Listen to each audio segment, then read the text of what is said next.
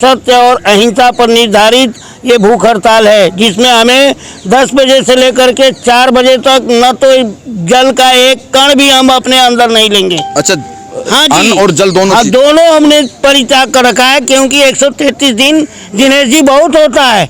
सरकार को अब तक हमारी मांग को सुन लेनी चाहिए, लेकिन पता नहीं किन कारणों से अभी तक चुपचाप मौन अवस्था धारण की हुई। ये माला को पहनने का वही हकदार है जो हमारे साथ कंधे पे कंधे हाथ रख करके जब से हम शुरू किए हैं और जब हम लास्ट करेंगे 4 बजे 10 बजे से 4 बजे तक बैठे। जय हिंद साथियों, मेरा नाम दिनेश गर्ग जैन है और मौजूद कड़वे सवाल वाला भी बता देंगे, खुद ही बता रहे हैं, और जंतर मंतर के प्रांगण के अंदर मौजूद हूँ। सही बताऊँ तो आज मेरे अंदर ना वो हौसला नहीं रहा, टूट चुका हूँ सही में। आज की जो स्थिति मैंने जंतर मंतर पे देखी है वो भावुक करने वाली है।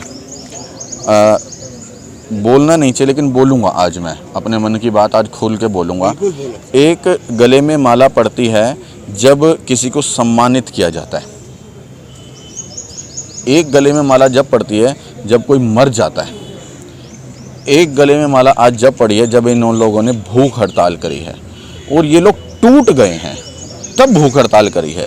भूख हड़ताल कोई खुशी में, कोई शौक में या कोई मातम में नहीं करी है, लेकिन इन्होंने भूख हड़ताल करी है उस अंधी, बहरी और गूंगी सरकार को जगाने के लिए कि हे सरकार, हम लोगों की सुनो। अब अति हो चुकी है, हम लोगों को अपना शांति प्रिय धरना करते हुए, हम लोगों को अपनी मांग मानते हुए। देखिए, इनकी मांग के जो बैनर हैं वो यहाँ पे लगे हैं, बकायदा फेडरेशन ऑफ वेटरन्स एसोसिएशन की तरफ से ये जो धरना स्थल है वो यहाँ पे धरना प्रदर्शन चल रहा है। लगातार पिछले 4 साढ़े 4 महीने हो चुके हैं वहाँ से चल रहा है और तमाम तरह की जितनी मांगे हैं OROP को लेके, MSP को लेकर के, डिसेबिलिटी पेंशन, विधवा पेंशन और तमाम तरह की विसंगतियों को लेकर के इन लोगों ने अपनी धरना कर रखा है।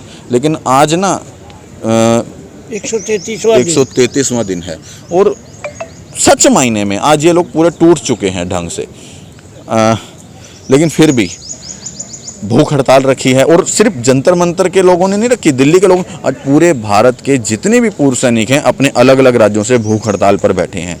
सोचे, जिस देश का जवान और किसान सड़कों पे आकर के वो नौबत आ जाए कि वो भूख हड़ताल करे।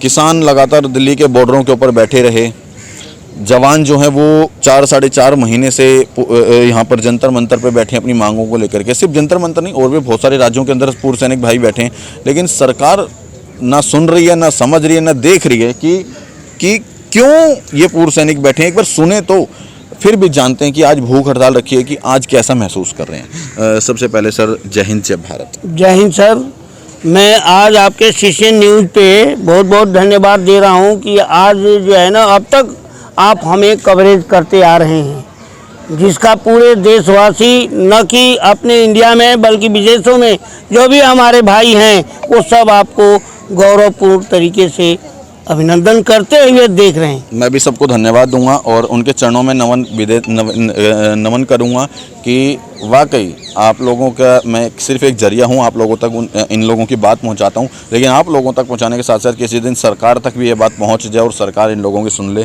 तो शायद वो दिन परम धन्य होगा। बिल्कुल, आप जो है ना, जो भी बोल रहे हैं ये सत्य हो के रहेगा, क्योंकि हमारा ये आंदोलन है सत्य और अहिंसा पर निर्धारित ये भूख हड़ताल है, जिसमें हमें 10 बजे से लेकर के 4 बजे तक न तो जल का एक कण भी हम अपने अंदर नहीं लेंगे। अच्छा, हाँ जी, अन्न और जल दोनों हमने परित्याग कर रखा है, क्योंकि 133 दिन दिनेश जी बहुत होता है। सरकार को अब तक हमारी मांग को सुन लेनी चाहिए, लेकिन पता नहीं किन कारणों से अभी तक चुपचाप मौन अवस्था धारण की हुई है। लेकिन आपने बेशक भूख हड़ताल करी है, लेकिन आपके अंदर जुनून आज भी वही दिख रहा है मेरे। मैं देखिए, ये तो ऊपर वाले की कृपा है। आदमी सोचता है कुछ लेकिन हो जाता कुछ है, लेकिन ईश्वर की कृपा हम लोगों के ऊपर इसलिए बनी है कि हम लोगों की आदत है इस तरह की, हम लोग जो है झेल चुके हैं अपने सैनिक लाइफ में भी। हम पता नहीं कितने बार हम झेल चुके हैं। जंगल परेड इसी का परिणाम है, होता है। आज भूख हड़ताल करने की नौबत आ गई है सर। ये इसलिए नौबत आई है क्योंकि 133 दिन तक, यानी 132 दिनों तक हम लोगों ने अपनी मांग को जगह जगह अलग अलग तरीके से पहुंचाने की कोशिश की हमने नया फेडरेशन भी बनाया, जिसके अध्यक्ष आपको मालूम है सूबेदार अर्जुन सिंह राठौर जी हैं, जो बिल्कुल ही नैतिक तरीके से, संवैधानिक तरीके से अपनी आवाज़ को बुलंद करते हुए हम पूर्व सैनिकों को ज्ञान देते हुए और संज्ञान लेते हुए अपनी मांग को आगे तक पहुंचाने का कष्ट कर रहे हैं। तिवारी जी, जो बाकी के जितने भी संस्थाएं हैं एक्स सर्विसमैन की, मेरी उनसे भी बातचीत होती है। वो लोग कहते हैं चाहिए ज्ञापन दे दें, चाहिए धरने पर 4 महीने का 400 महीने बैठे रहें, 400 दिन बैठे रहें, चाहिए भूख हड़ताल कर लें, चाहिए कुछ कर लें, लेकिन सरकार इनकी बात नहीं मानेगी क्योंकि इनका मुद्दा सही नहीं है। आप ये बताइए, ये उंगलियां पांचों बराबर है? नहीं है ना। जिस तरह से ईश्वर ने हमें 5 उंगलियां दी है और पांचों अलग अलग है, तो हो सकता है अलग अलग विचार हो, लेकिन हमारी जो विचार है बिल्कुल ही कानूनी तरीके से, क्योंकि हमारे जो इस विचार को चलाने वाले, समर्थन देने वाले संपूर्ण जो है ना कानून के क्या बोलते हैं ज्ञाता हैं, और हम इसको 100% उम्मीद बता रहे हैं कि हमारी मांग को मान के ही रहेगी सरकार। कितने बजे तक आज अन्न जल त्यागा है? 4 बजे तक हम लोगों ने अपने अन्न जल को त्याग दिया है।